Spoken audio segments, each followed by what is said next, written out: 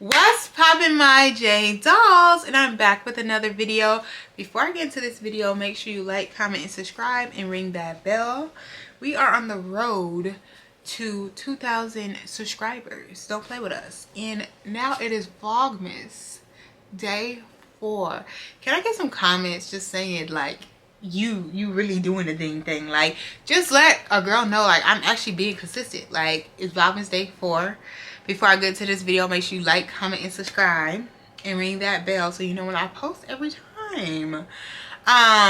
So today this video is going to be talking about how VSG or weight loss surgery is not the easy way out. And I want to talk about in this video how hard having weight loss surgery is, how hard having VSG is, how it is not an easy route. Mainly making this video for people that think it's easy, right?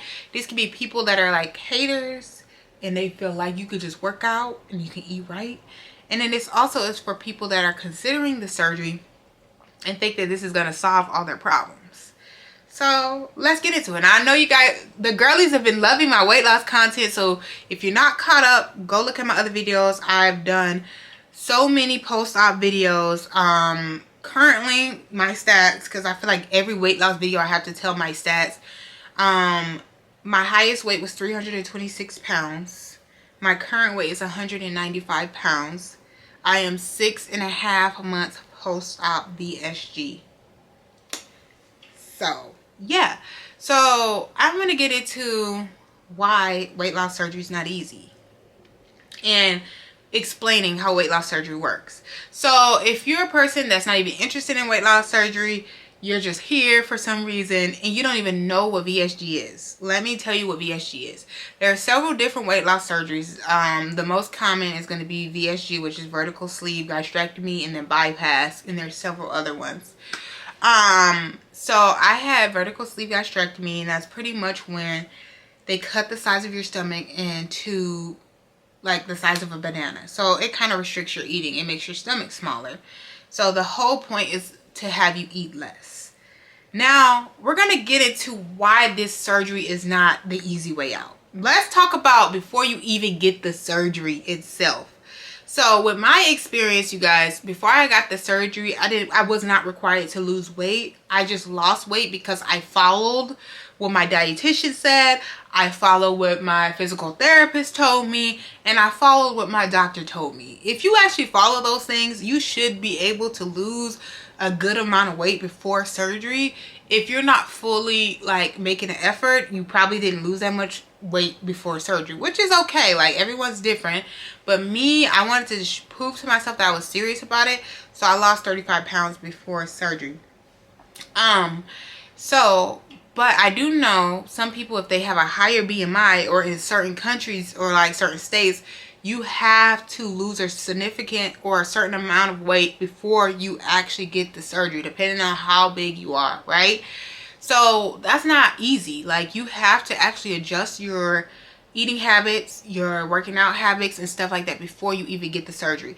You also have to have so many appointments. When I tell y'all, Keith Lee, okay? Keith Lee. I'm giving Keith Lee actually. When I tell y'all, I had to go to the doctor so many times. Like, every month I was at least at the doctor about 3 times a month. Because you have to follow up with your nutritionist. You have to follow up with your doctor. You have to follow up with your surgeon. You sometimes have to go to physical therapy. It is not easy. Like, it's not easy. It's not easy to get approved. There is steps that you have to take. So that's just the very beginning, right? You have to follow up with all these people, and you have to be working on your lifestyle. Then when you actually get approved for the surgery, you have to go on at least a 10-day liquid diet before your surgery. If your BMI is higher, you have to go on a 2-week liquid diet. My diet was fully liquids, y'all. Like, I could only have protein shakes. I could only have yogurt. I could only have broth, like water, like freaking Crystal Light, like that type of stuff. Vitamin water zeros, Gatorade zero. There was no food. Like, I do know some people's programs, if they did like a 2-week pre-op diet, they could have 1 meal a day. There's some people that can do that, but mine was, you don't have any meals. Mine was 10 days of not eating nothing, right? But drinking liquids. So it's very hard. It's like mentally hard. Imagine as a normal person, I don't know anyone that I know personally that could survive a 10-day liquid diet. Like, someone that is in healthy condition couldn't even do that. So that is very hard mentally, because you have to be around people that are eating, because that's natural. You have to smell foods. You have to watch people eat food on the internet, because that's what people do nowadays. Like, they review food. They have mukbangs. They do all this. Y'all, in the beginning, I kept watching so many mukbangs and just thinking about how good the food looked, how I wish I could eat the food. Bro, I was torturing myself, and it actually made me, like, it gave me joy for some reason. Like, I was like so happy to see that they were eating that food. Then for my program, I had to do a liquid diet 2 weeks after my surgery. So this is a full 4 weeks in a row of no freaking food, y'all. Like, literally eating Jello, eating yogurt, eating or drinking protein shakes, drinking those yogurt custard things, which are disgusting, right? So it's mentally exhausting. Like, to not be able to eat, and that's something that you used to enjoy, it's hard. It is mentally hard. It is depressing, right? So if you're thinking about having the surgery, be prepared for that. Be prepared that food is not going to be your life anymore. Like, that's going to change. Your mindset needs to change even before the surgery. So right there, y'all, that is very difficult. Another thing is, people think there's cosmetic surgery and then there's other surgeries, right? Weight loss surgery is not technically cosmetic surgery, because cosmetic surgery, you literally go in and then you come out with a brand new body already. It might be swollen. It might not look exactly how it's going to look when you're ready to, like, be fully healed and ready to reveal your body, but you're going to look different once you get off of the table, right? When you have weight loss surgery, you guys can actually go see my weight loss surgery vlog.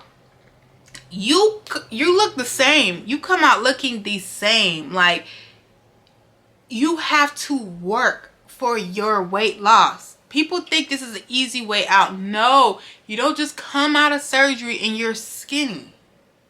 You have to wait after your surgery, right? Be on another liquid diet.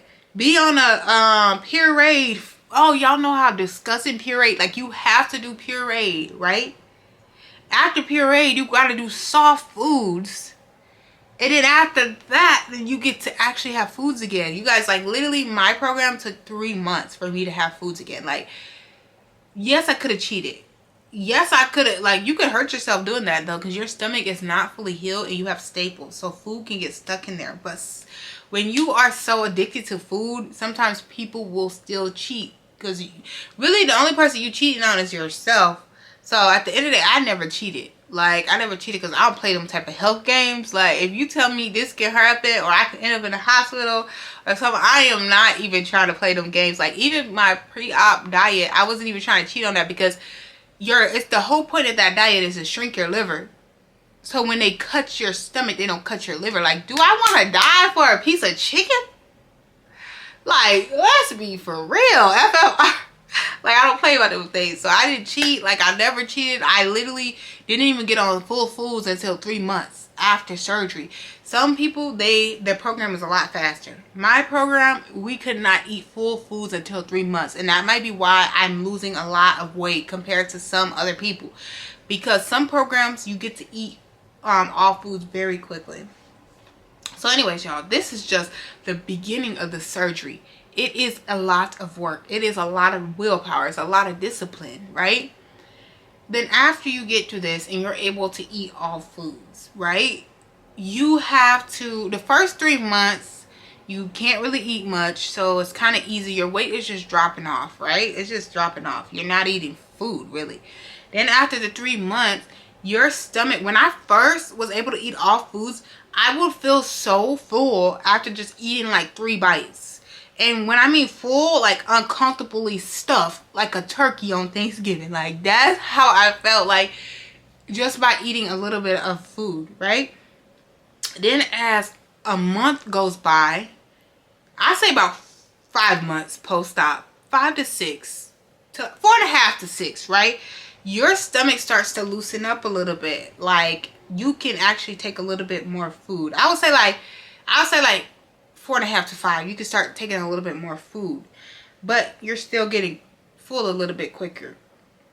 But the thing about it is, the reason why this is not the easy way out is because you still have to choose better options. You still have to choose better food, because if you don't, you will go down the wrong path, right? You will start to either like gain weight, stall, or not lose as much as you could, right? So you still have to control what you eat, because the smallest things have the most calories in it.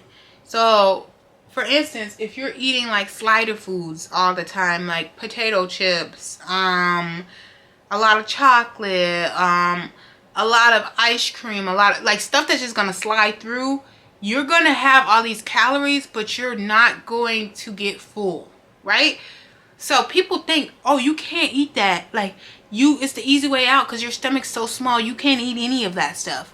You can eat that stuff. And actually, that stuff does not make you full. The things that make you full are actually protein items. So, for instance, like meat will make you full very quick, right? Let's see. What are other things that are protein for? Eggs will make you full pretty quick. A lot of those things are going to make you full, right? But if you eat chips, if you eat pretzels, if you eat those things, chocolate, you're not going to get full. It's actually going to slide right through. So it's about having self-discipline. So if anyone thinks, oh no, these people are just losing weight because they had their stomach reduced, no, these people are making changes in their lives and changes to the foods that they're eating and following up with their nutritionist to get ideas and suggestions on food. Like, we're changing our lives. All they do is change the size of our stomachs. Like, and with the sleeves, you guys, like I said, I've never had something that my stomach just could not tolerate. Like, I'm telling y'all right now. And I've had a cookie before, y'all. I've had a little bit of cheesecake before, right? My stomach did not go crazy.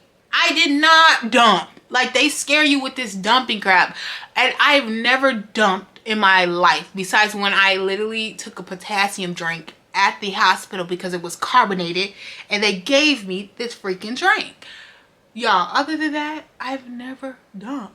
Not saying I can never, but I have never, right? So it's about being disciplined. When you get this surgery, it is not going to change your mindset on food. It's just going to change how much you can eat. So you need to work on your mindset now. If you're considering it, work on your mindset. Work on how can you replace certain things you love. Like me, I still love chocolate, right? I actually like more sweets now than I did before surgery. Like before surgery, I was more of a chip, salty type of girly. Now I'm more of a sweet type of girl. So I found substitutes. Like if I want chocolate, I go for dark chocolate. I get the huge chocolate bars that are dark chocolate. They don't have additives. They don't have artificial sugars and all that type of stuff. And I portion. I say, okay, I'll have about like 3 little squares. I won't have the whole bar. I won't have half of the bar. You know, like you have to put restrictions on yourself. Like I love ice cream. I kind of have a video up of snacks that I like to eat. When I eat ice cream, I actually get Greek yogurt ice cream. Yeah, so bars. And I ain't gonna lie, y'all, I have one of those every day. I don't think it's healthy, but I think it's a healthier alternative than eating ice cream every day, regular ice cream, because that's what I would do before surgery, was eat big bowls of freaking ice cream. All right, so just finding, and then a long time ago, you guys, I used to love cereal. Like, before I lost 35 pounds, like, naturally, I would eat cereal all the time, so much. But that's something I had to cut out. Like, I cut it out for over probably 2 years now. I haven't had cereal because cereal is just sugar and carbs. There's nothing to cereal. There's no reason why anybody should eat cereal. Let's just be honest. So nowadays, what I would do is I would have yogurt and put granola on it. And I'm very careful about what granola I use and read the sugar intake, because some of these granolas be having like 40 grams of sugar. Like, so you have to just be attentive and understand what you're eating. So it's not the easy way out. Like, you have to still pay attention to what you eat. Not saying you can't eat things in moderation, because me, I eat things in moderation. Like, I just went courtside with my friend to a basketball game, and they had a buffet. Baby, I can't even get seconds at a buffet. Baby, I can't even get through one plate at a buffet, let alone. But I had a little bit of bread. Like, I eat half of the bread, because I don't try to overeat bread, right? I had chicken. Like, that stuff is like not really bad for you. I'm trying to think what did I have that was bad for me. I had like wonton. I wouldn't say those the best for me. So I had one wonton, like, and I was fine. You know, I just don't, what I really suggest around eating is don't bring certain things in your house. Try to eat from home as much as possible. If you can't eat from home every day, try to eat from home at least 5 times a week. At least. All day. Okay? So just making sure that you opt for things at home and you don't bring things to your house like bread, and bring things to your house like donuts, stuff that you know that you shouldn't eat on a regular day basis, because we know we can only eat so much. We're gonna have leftovers, and we're gonna keep eating that stuff until like we run out of it. So just trying to not bring those things in your house. So getting back on track on pretty much why it's not the easy way out. So that's that, right? Once you get to 5 months to 6 months, your stomach can take a lot more, y'all. Sometimes I haven't had that stuff feeling since the third month. I don't even get stuffed anymore. I just feel like, okay, this is enough. I don't even allow myself to get stuffed, because now my stomach has expanded more. And if I allow myself to get stuffed, I'm going to intake way too much. So I still try to eat within reason and what I used to eat within the 3 months, right? So practically, I know my doctor around 6 months, the most you should eat at each meal is like a half cup of food. So I try to make sure I know what a half a cup of food looks like. I try to make sure I use smaller plates, like those type of things. So that's why it's not the easy way out, because you could eat more. And as you could eat more, it's going to be harder for you to lose weight. And even after 6 months, about 6 months, my doctor told me that you start to stall. Like, she told me, don't be surprised if it's just not falling off as much, because I've already lost a lot of weight. And just give myself grace as long as I'm not gaining weight and stuff like that. And it is starting to come off a little bit slower. Like, I probably lost about 2 pounds in the last week, which I think is still good. I think 2 pounds is good for me. Like I said, I'm 195 right now. I don't want to keep losing 10 pounds. I don't want to keep losing 10 pounds every 2 weeks. Like, I'm going to be a skeleton walking. You know what I mean? Like, I'm only 6.5 months post-op, and usually people lose weight up to a year. My doctor said some people do stop losing weight at 6 months, but most people don't stop losing weight till a year. Some people don't stop losing weight till 2 years. So, yeah, I think it's time for me to, like, you know, slow down with my weight loss. But practically what I'm trying to say, you guys, this weight loss surgery is all on you. Like, you still have to eat right. You still have to be cautious of how much you eat. Even though our stomach is reduced, y'all, we start getting a little bit more space in our pouch. We could eat a little bit more. And we can definitely eat stuff that just slides to our stomach, like potato chips, like junk food. Okay, y'all? I love me a snacky snack. Don't get me wrong. But I do try to opt for snacks that have protein in it, like protein bars, protein chips. They're not the best. They're artificial. People say freaking everything in this world is artificial. Those freaking potato chips you buy, what do you think they're made out of? Freaking Lord knows what. Like, all this food has cancerous shit in it. Let's just be honest, right? So I would prefer to opt for something that has some type of protein in it, because I'm going to get full. When I eat a protein bar, I will eventually get full, right? When I eat protein chips, I can't even finish half a bag of protein chips, the little ones, because I'm going to get full. The protein makes you fuller faster, right? When you're eating like Lay's potato chips, you can keep eating those. When you're eating popcorn, you can keep eating those.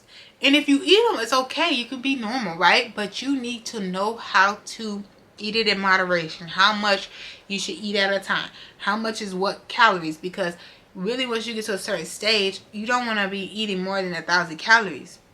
Especially if you're not a high active person. Like, you're not working out all the time.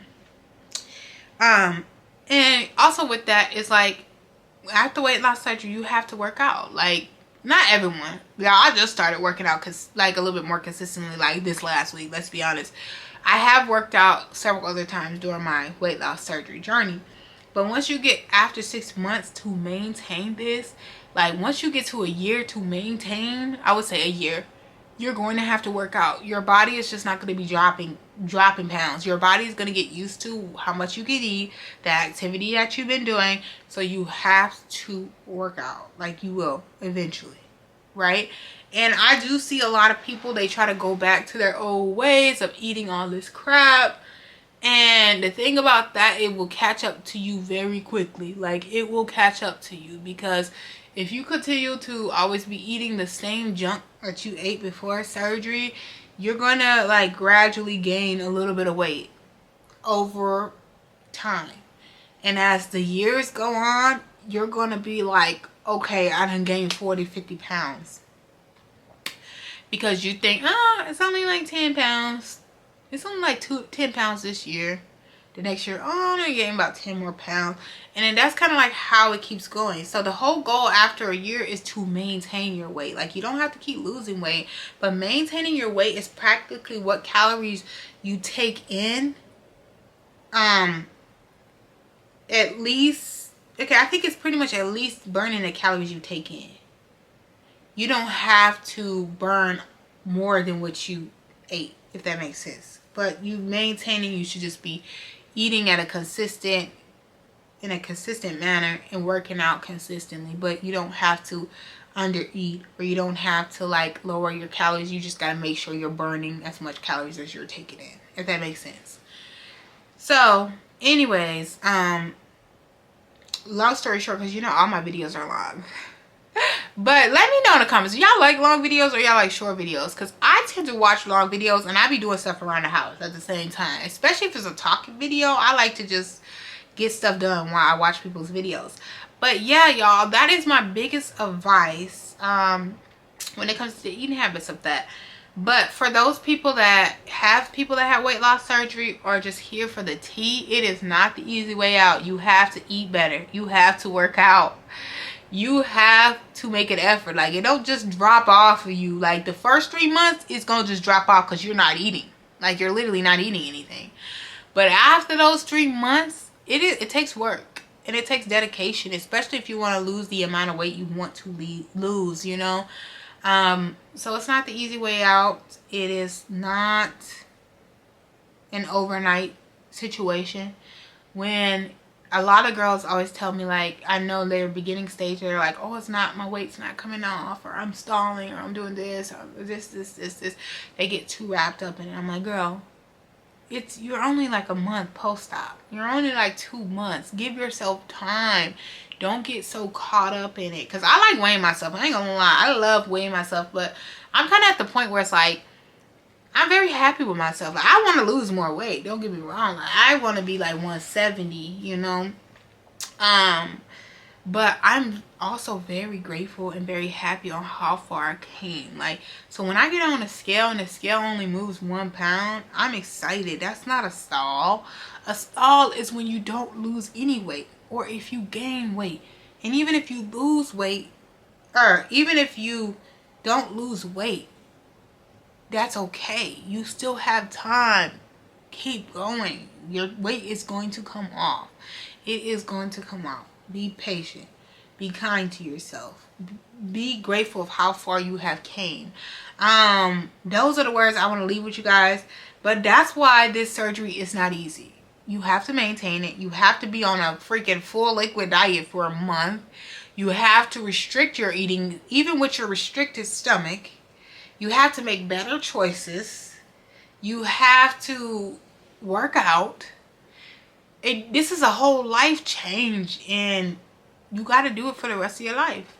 And that's a lot of pressure, because everyone's always scared about gaining weight back, or not being this type of size, or not looking like this, or not being like this person. And at the end of the day, you need to be like yourself. You need to be grateful for how far you have come. You need to be aware that you're making changes, and that is all that matters. As long as you keep trying, that's all that matters. As long as you're not where you were before surgery, that's all that matters. Even the girlies that gain weight and they're like, oh, I gained 30 pounds like 3 years later, like, bitch, you lost 140 pounds. What are you tripping for? Like, you literally still 110 pounds smaller than your last weight. Just do a little bit more working out. Just monitor your food a little bit more. Because once you start getting too down on yourself, that's when you start going backwards. Because you start being like, oh, what am I doing this for? Like, I'm just gaining weight. I'm just fat. I'm just this. Da-da-da. When you put those negative thoughts in your head, your life becomes negative. You got to stay positive. You got to remember how far you have came. And give yourself grace. And give yourself time. And stay consistent. But yeah, y'all. So I'll see you guys in the next video. Thank you for watching. Bye.